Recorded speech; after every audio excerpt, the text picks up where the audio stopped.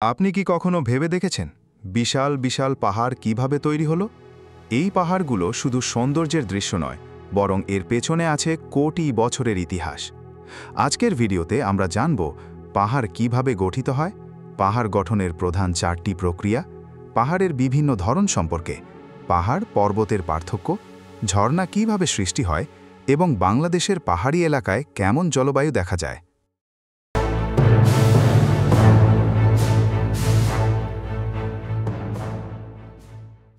পাহাড় সাধারণত গঠিত হয় 4টি বড় প্রাকৃতিক প্রক্রিয়ার মাধ্যমে। 1. Tectonic plate, 2. ভূমিকম্প, 3. আগ্নেয়গিরি, 4. ক্ষয় প্রক্রিয়া। পৃথিবীর পৃষ্ঠতল অনেকগুলো বিশাল পাথরের মতো প্লেটে ভাগ করা।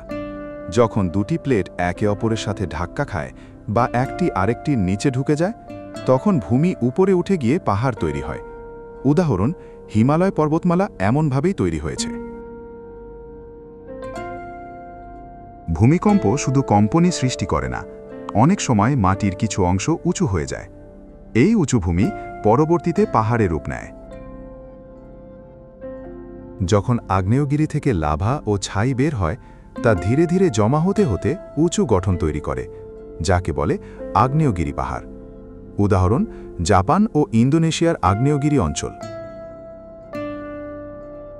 পাহাড় একবার তৈরি হলে সময়ের সাথে সাথে বায়ু, বৃষ্টি, নদী, বরফ পাহাড়কে ক্ষয় করে দেয়।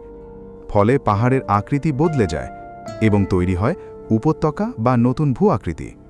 পাহাড়ের গঠন ভেদে এগুলোকে 4টি প্রধান ভাগে ভাগ করা হয়। 1. ভাঁজ পাহাড় বা ফোল্ড মাউন্টেন্স, 2. চ্যুতি পাহাড় বা ফল্ট মাউন্টেন্স, 3. আগ্নেয়গিরি পাহাড় বা ভলক্যানিক মাউন্টেন্স, 4. মালভূমি বা প্ল্যাটো। প্রাকৃতিক ভূগোল অনুযায়ী 600 থেকে 1000 মিটার উচ্চতা হলে সেটা পাহাড়, আর 1000 মিটারের বেশি উচ্চতা ও খাড়া ঢাল হলে সেটা পর্বত। পাহাড়ের ঢাল কম এবং চূড়া অনেকটা মসৃণ হয়। অন্যদিকে পর্বতের ঢাল খাড়া ও চূড়া অনেক বেশি উঁচু হয়। উদাহরণ হিসেবে যদি দেখা যায়, কুমিল্লার লালমাই হচ্ছে পাহাড়, আর হিমালয়, কেওক্রাডং, তাজিংডং হচ্ছে পর্বত। ঝর্ণা বা স্প্রিং শব্দটির উৎস জার্মান ভাষা স্প্রিঙ্গার, যার মানে মাটির ভেতর থেকে হঠাৎ বেরিয়ে আসা পানি। ঝর্ণা তৈরি হতে পারে 3 ভাবে। 1. মাটির স্তরে পানি জমে নিচে যেতে না পেরে পাশ দিয়ে বেরিয়ে আসে। 2. পাহাড় নিজের শরীরে পানি ধরে রাখে এবং ধীরে ধীরে বাইরে ছাড়ে। 3. বৃষ্টির পানি সরাসরি পাহাড় বেয়ে নেমে আসে, সাময়িক ঝর্ণা তৈরি করে। বাংলাদেশের প্রধান পাহাড়ি এলাকা পার্বত্য চট্টগ্রাম, বান্দরবান, রাঙামাটি, খাগড়াছড়ি। এই অঞ্চলের জলবায়ু অনেক ভিন্ন, কারণ প্রতি 1000 মিটার উচ্চতায় তাপমাত্রা প্রায় 6.5 ডিগ্রি সেলসিয়াস কমে যায়। পাহাড়ে বাতাস বাধা পেয়ে ঠান্ডা হয়ে মেঘে পরিণত হয়, ভারী বৃষ্টিপাত ঘটায়। বর্ষাকালে আর্দ্রতা অনেক বেশি, তবে উচ্চতায় তুলনামূলক কম হতে পারে।